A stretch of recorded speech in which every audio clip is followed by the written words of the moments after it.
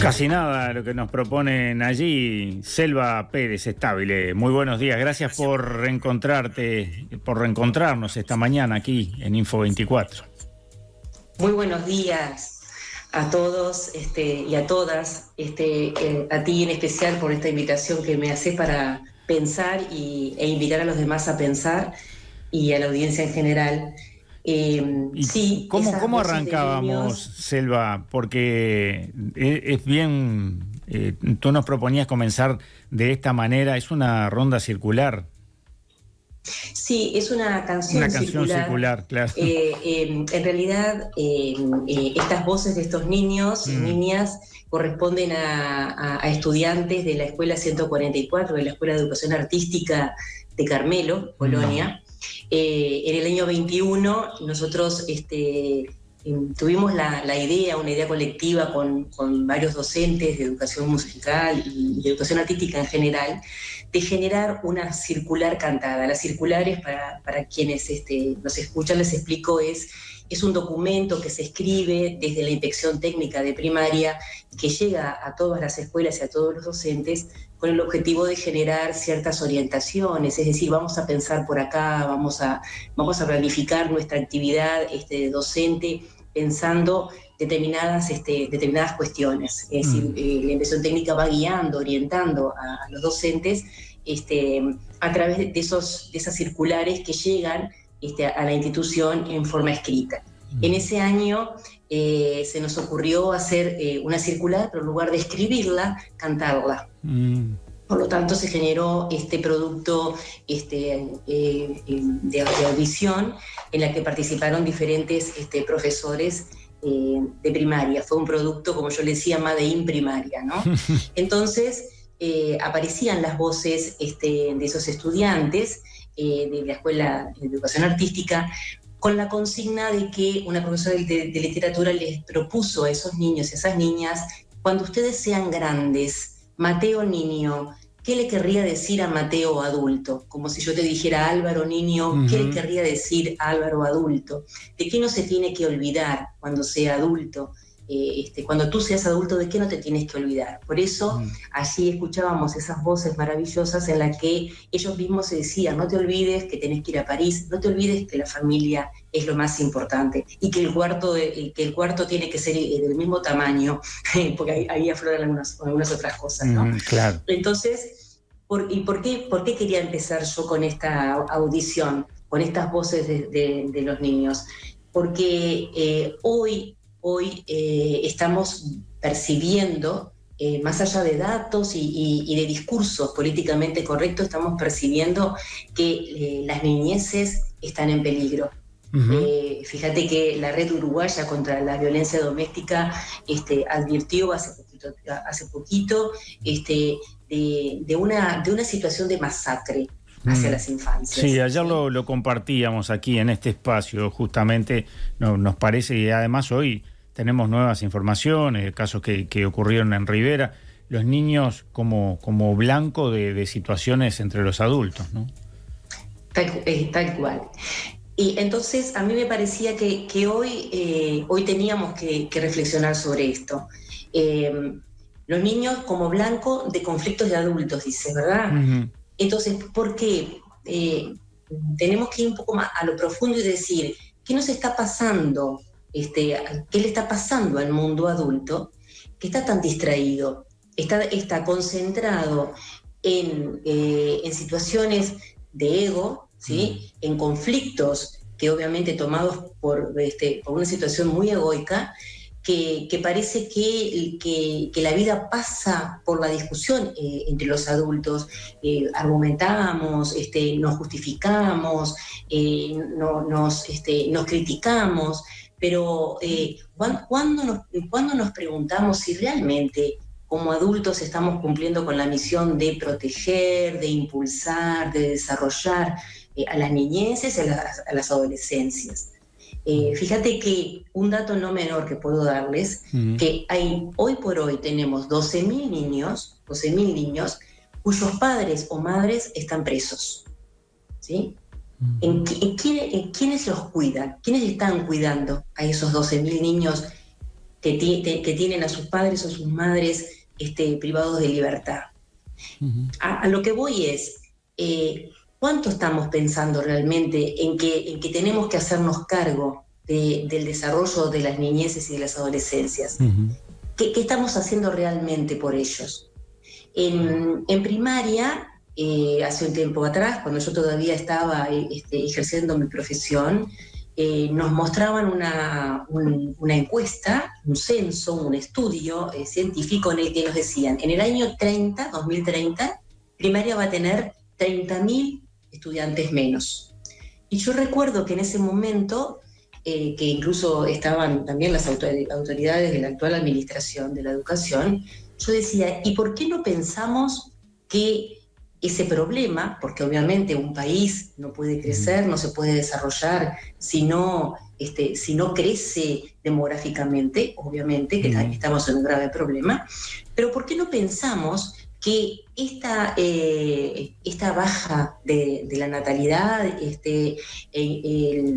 esta baja de la cantidad de niños y niñas en las escuelas puede ser una oportunidad para que los adultos que estamos allí los atendamos más y mejor? ¿Por qué no redireccionamos los recursos, no sacando los recursos, ¿sí? Que es lo que está sucediendo ahora? Ahora, una consulta, Selva, sí. Perdón la interrupción, pero esa proyección hacia el 2030 ¿solo tenía que ver con un tema de baja natalidad o hay otros componentes? En realidad, hay muchos componentes, pero en realidad el más importante es la baja natalidad. También hay un componente que es la mortalidad, ¿verdad? También está el componente de la mortalidad infantil.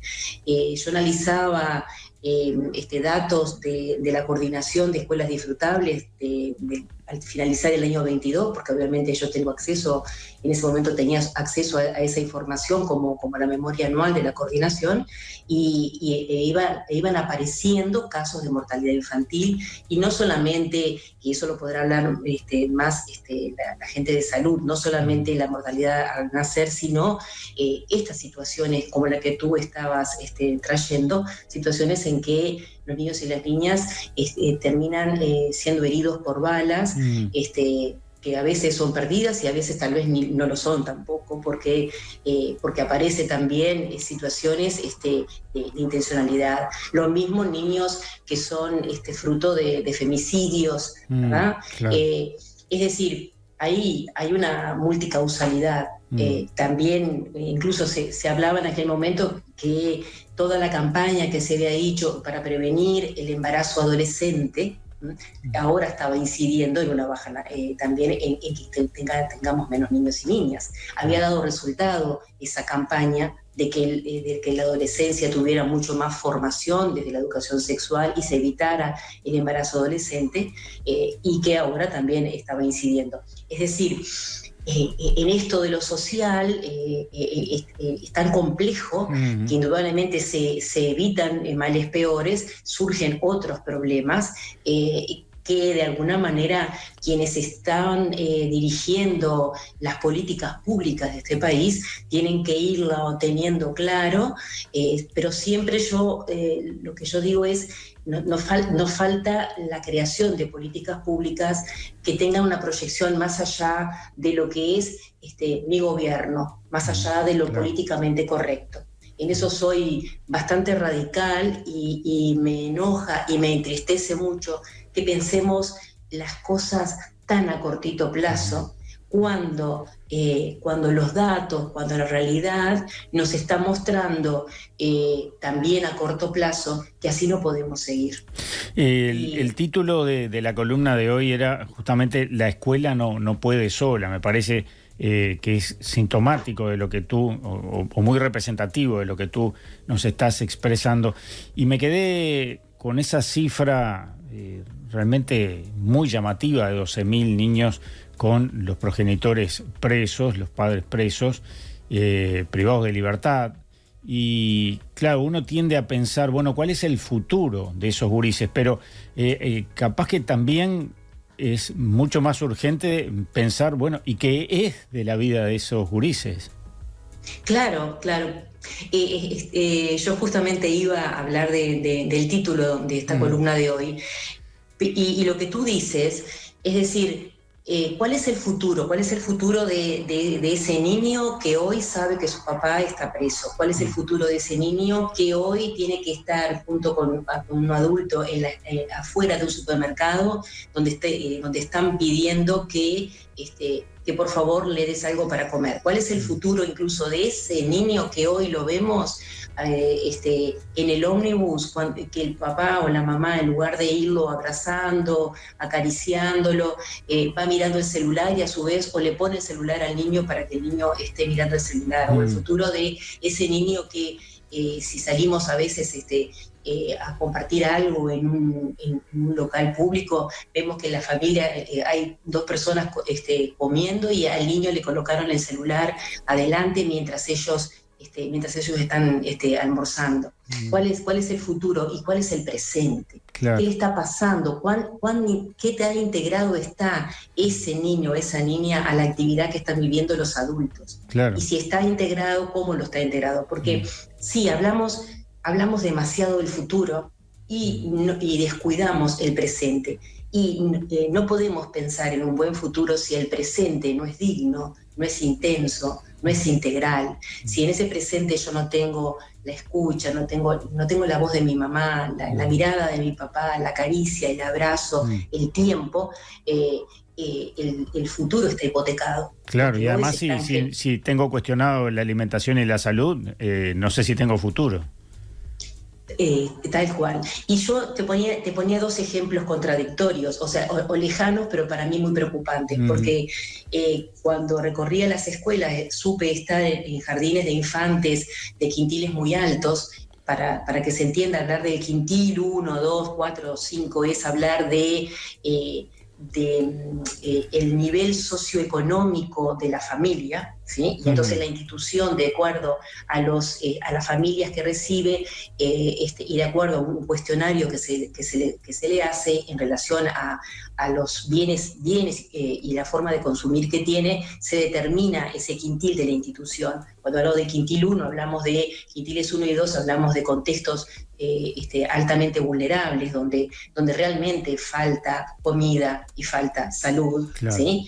Y cuando hablamos de quintiles 3, 4 y 5, estamos hablando de niveles socioeconómicos mejores. Ahora, cuando yo estuve, yo comparaba a ese nene que va a una escuela de quintil 1 y que si se le sirve una comida en el plato, lo que hace, esa comida la coloca sobre el pan como si fuera un sándwich y la come con las manos. Ahí tenéis los datos de cómo es alimentado ese niño en su casa, porque si no utiliza el tenedor para comer y esa ensalada o ese guiso lo coloca sobre el pan, quiere decir que está acostumbrado a comer así nomás y con la mano como si fuera un refuerzo. Claro. Por otro lado, el otro quintil, el quintil más alto, en el que no se sienta tampoco a la mesa a comer y no puede comer una lechuga, un tomate, y que incluso los mismos padres te dicen que mientras él mira la computadora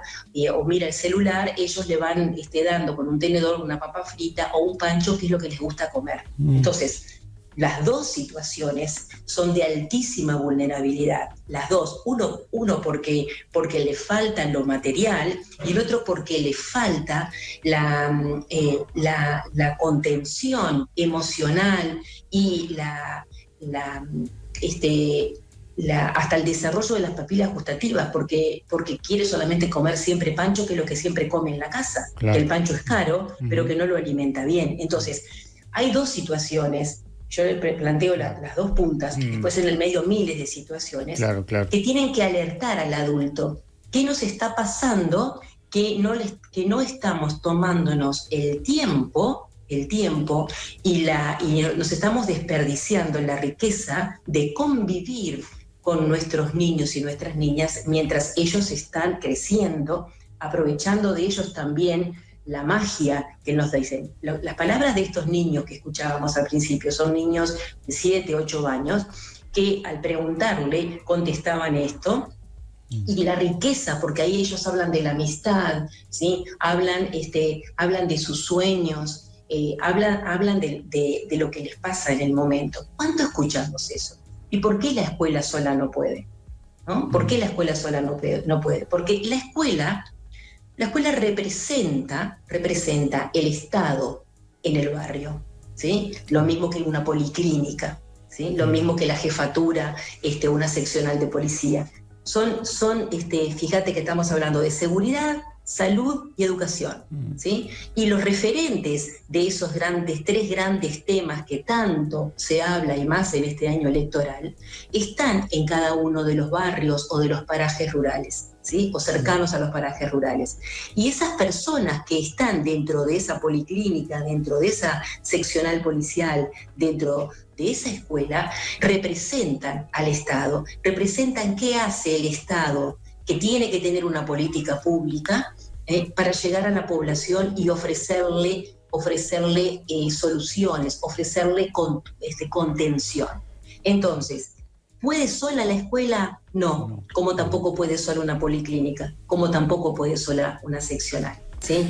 ¿Por qué? Porque lo que hoy podemos estar denunciando, y con gran tristeza, es que esa red de contención, esa red donde hay que comunicarse, ¿qué pasa con esta familia? ¿Qué va a pasar con estos niños? ¿Cómo podemos protegerlos? ¿Cómo podemos contenerlos? ¿Cómo podemos ofrecerles un presente hoy que sea de dignidad? ¿Sí? Esa red se está rompiendo, se ha ido desquebrajando. Y se ha ido desquebrajando por falta de recursos, porque además falta voluntad. Y falta voluntad política para mantener esas redes. Se han ido desarmando. Hace poquitos días se escuchaba lo que pasa, por ejemplo, con los centros CAIF, ¿sí? Ni que hablar de los centros MEC. Es decir, institucionalidad que estaba presente cerca de la población y que ahora no está. Y la escuela sola no puede porque no tiene red para funcionar, puede detectar precozmente determinadas situaciones, determinados problemas, pero se queda en la detección porque hay cuestiones que responden a la salud o que responden a la seguridad y a la cual no se está llegando. Y tampoco la escuela sola no puede, y menos ahora, en estos momentos, que tiene que ver con la columna anterior, cuando la escuela está desestabilizada, ¿sí? La escuela desestabilizada, resquebrajada, y cuando esos actores que son los que representan el Estado allí están demasiado, por decir de alguna manera, hostigados, puestos en tela de juicio por las actuales autoridades, en las que se les manda hacer, ¿sí? Y no se los escucha, en la que se les cuestiona su forma de hacer y no se los respalda. ¿Sí? Selva, nos quedamos sin tiempo, de hecho nos pasamos un poquito, pero bueno, no se agota aquí la charla esta y el análisis que, bueno, nos hacen llegar preocupación desde la audiencia justamente por esto que tú nos estás compartiendo hoy. ¿Nos reencontramos en 15 días y seguimos abordando esta temática? Por supuesto. Yo no quiero cerrar esta columna, digamos, con un halo pesimista, porque lo que sí quiero terminar de expresar, Álvaro, en este momento, antes de retirarme, es que no hay que hacer tanta cosa distinta, sino que lo que hay que empezar por hacer es tratar de ponernos las manos en el pecho, parar un minuto y decir, ¿estamos haciendo las cosas que realmente queremos hacer o estamos haciendo un como sí? ¿Sí? Y me parece que si todos empezamos a hablar y a pensarnos desde la humildad que este tema nos requiere, podemos empezar a encontrar soluciones que a veces hacen de empezar a hablar más, ¿sí? de reconocer más y de no tener miedo a decir a veces, no sé por dónde empezar, ayúdame a pensar. Claro. Muchas gracias, bueno, Selva. Nos reencontramos en unos días y seguimos conversando de estos temas. Por supuesto. Gracias. Un saludo a toda la audiencia. Info 24. La actualidad que nos mueve.